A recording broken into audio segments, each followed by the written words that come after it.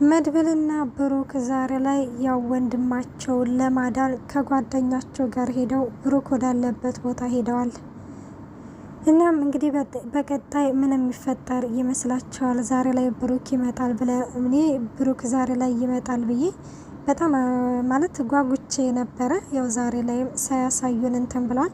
በዛ ላይ ደግሞ የሆነ ፓርት ላይ ከተመለከታቸው ሞገስ ነው ወይስ ማን ነው የሚለው የሆነ አንተ የሆነ ልብ አለና ካሁን በፊት ፊቱን አየዋለሁ ብዬ የሆነ ጡል ምናምን ስል በጭራሽ ላይ አልቻልኩም እና እናም ደግሞ በባለፈው እንደተመለከት ነው ሉላ ያው ይሄ ጠበቃው አይኑን ጥሎባታል።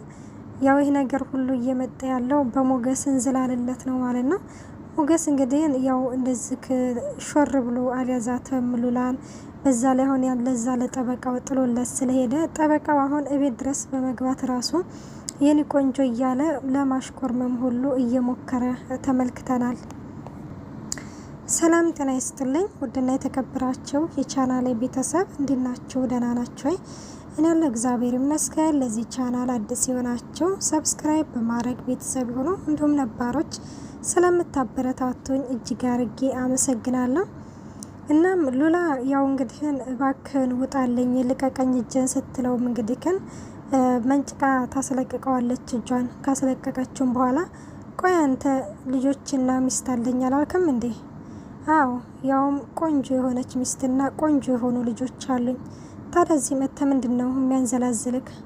አይ አልተንዘላዘልኩም ላግዛችሁ ነው ያልኩት ሲላትም ምንድነው የምታግዘን? ይኸውልህ ትሰማኛለህ፣ ሀብቱም ሆነ ንብረቱ ጥንቅር ብሎ ይቅር። አሁን ሞገስ ሳይመጣ በፊት ከዚህ ውጣ እየመጣ ነው ትለዋለች። እሷም እባክሽን ነይ ተቀመጭና እናውራ በፍቅር አምላክ ይላታል።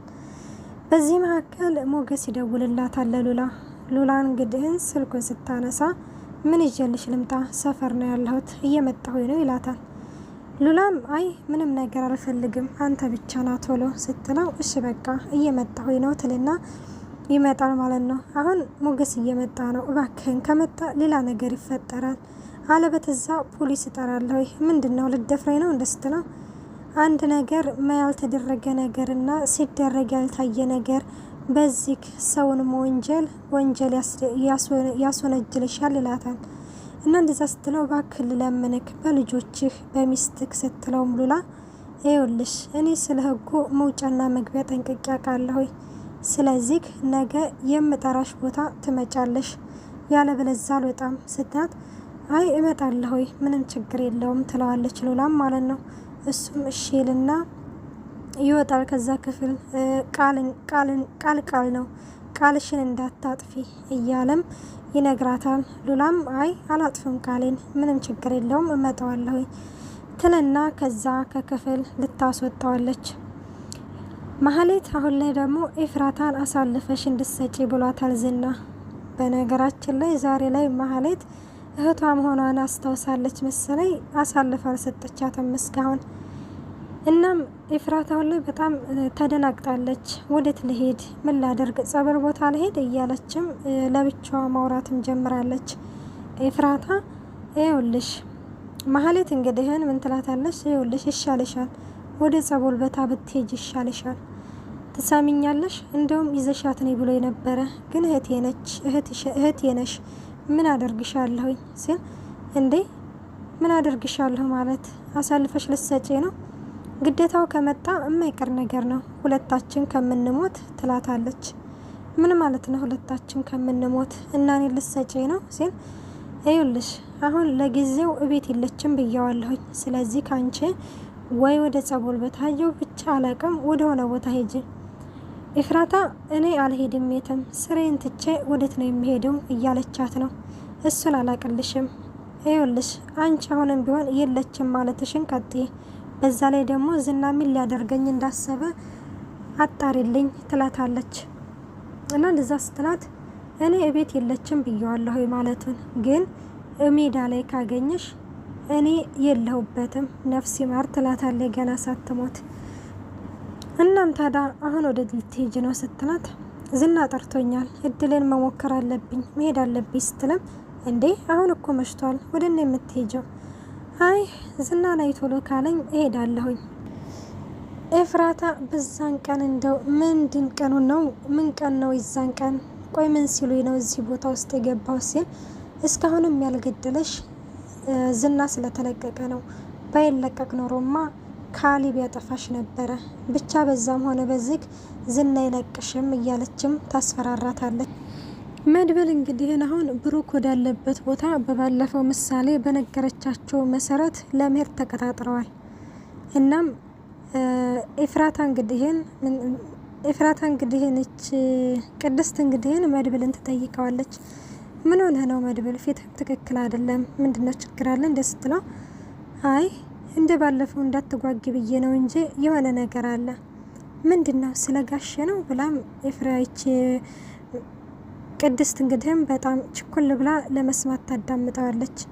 ስታዳምጠው በባለፈው ምሳሌ በነገረችን መሰረት የሆነ ነገር ለማድረግ ሞክረናል እና ከአንድ የስራ ባልደረባዬ ጋር ከሱ ጋር ለመሄድ ወስነናል ሲለውም፣ ይኸውልሽ የሆነ ነገር ከሆን እንኳን ምሳሌን አደራ፣ መቼም አንቺ አደራሽን መበይ ልጅ አይደለሽም እያለም ይነግራታል።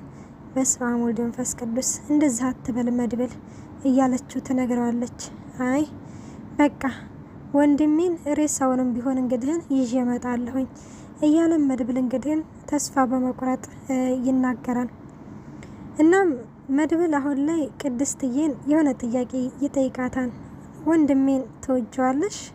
ማለቴ ይህን ሁሉ መስዋዕትነት እንድልትከፍልላቸው ካልቻልሽ ማለት የማትወጂው ከሆነ ለምን እንደዚህ ትሰቃያለሽ? እያላት ነበረ። አሰሪ አይደለ? ምሳሌም እኮ አሰሪ ነች እያለይም ትነግረዋለች። ስትነግረው ግን ለኔ የሆነ የሆነ ማለት የእኔን እንደሚወደኝ ግን ይሰማኛል ትለዋለች ማለት ነው። ስትለው እንዴት? ምክንያቱም ለምስጋና በጣም ቃላት ያጥረዋል። ለምሳሌ 4 አመት ሰርቼ ያጠራቀምኩትን ደሞዝ ለምሳሌ መታከሚያ ሰጠሁት። በዛ ላይ ደግሞ ማህሌት ምሳሌን እንዲገልላት ብር ሰጥተኝ ነበረ። እሱንም ለምሳሌ ማሳከሚያ ሰጠሁት። የዛኔ ለምስጋና ቃላት ያጥረው ነበረ። ምን? ማህሌት ምሳሌን ለመግደል ሙከራ አድርጋ ነበረ? አዎ፣ እኔ እኮ ምሳሌን ዝም ብዬ ስመለከታት መቼም ትረፊ ያላት ነፍስ እያለችም ትነግረዋለች። በጣም ይገርማል እያለም እንግዲህን ወንድሜን አውቀዋለሁኝ፣ በሴት ምርጫ አይሳሳትም። እናም የተሳሳተው እንግዲህን ማህሌትን ነበረ። ማህሌትን ቤተሰብ ሁሉ አልፈቀደለትም ነበረ። አንቺ ግን ለብሩክ የምትሆኙ ሴት ነሽ እያለም ይነግራታል ማለት ነው። አይ መድብል እንደዛ ነው ብለህ ነው? አዎ ከምሬ ነው ትሆኘዋለሽ እያለም መድብል ይነግራታል ማለት ነው። የኔ ወድ እናም እንደዛ እያለ እንግዲህን እየነገራት እያለ እንግዲህን ይቅናችሁ እያለችውም ትነግረዋለች። እሺ ይባባላሉ። እናም ዝና ይሄ ሞገስ እንግዲህን ወደ ሉላ ጋር መጥቶ እና ይነግራታል ስለ ሞገስ እና ማለት ቢቀርባችሁም ለማለት ራሱ አልቻለችም። እንግዲህ ይቅናችሁ ብቻ ነው ያለችው አሁንም ሉላ ማለት ነው። እናም አሜን እንግዲህን እያለም ነው። እናም የጠበቃው ነገር ቢቀር ይሻላል እንዲው ጠበቃ ብንቀይር ስትለው፣ እንዴ ለምንድን ነው ጠበቃ የምንቀይረው ሲል፣ እኔ እንጃ እንዲሁ ምንም ደስ አላለኝም ትለዋለች። ስትለው ሞገስም እንዴ ሰረቅ አድርጎ ጠቀስ አደረገሽ እንዴ እያላት ይገኛል ማለት ነው። እና እንደዛ ሲነግራት እንግዲህ ግን እሷም ዝም ትላለች። ምንም ነገር መናገር አልቻለችም። እና ምሳሌ በጠቆመቻቸው መሰረት መድብል ጓደኛውና እንዲሁም ሞገስ ሆነው ሄደዋል።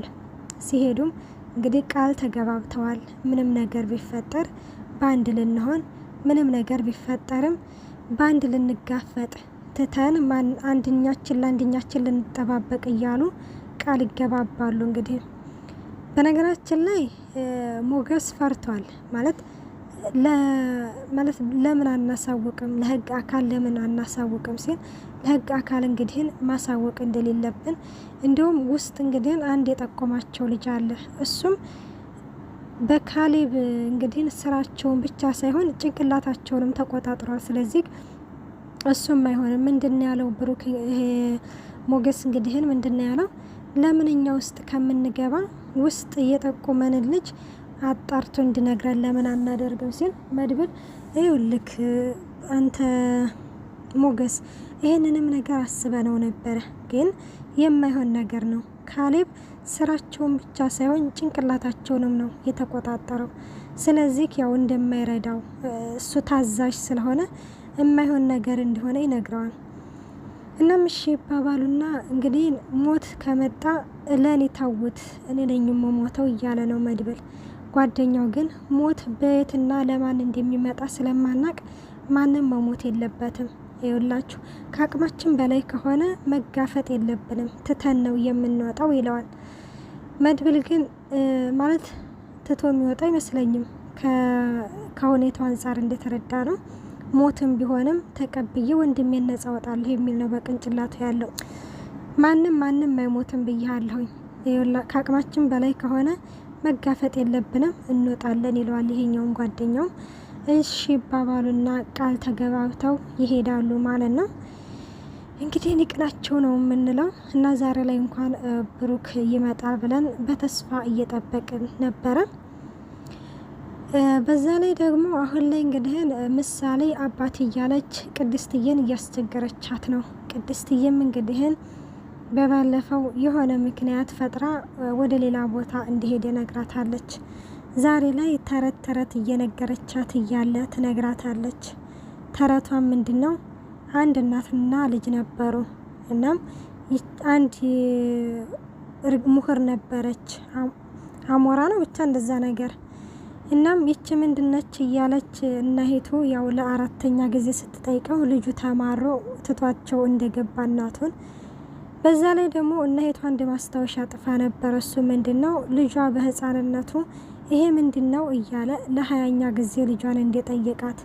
እናም ልጁ እንግዲህን መጥቶ እናቱን ይቅርታ እንደጠየቀ እያለችም ለቅድስት እየተነግራታል፣ ለምሳሌ ተነግራታል የቅድስት ማለት ነው።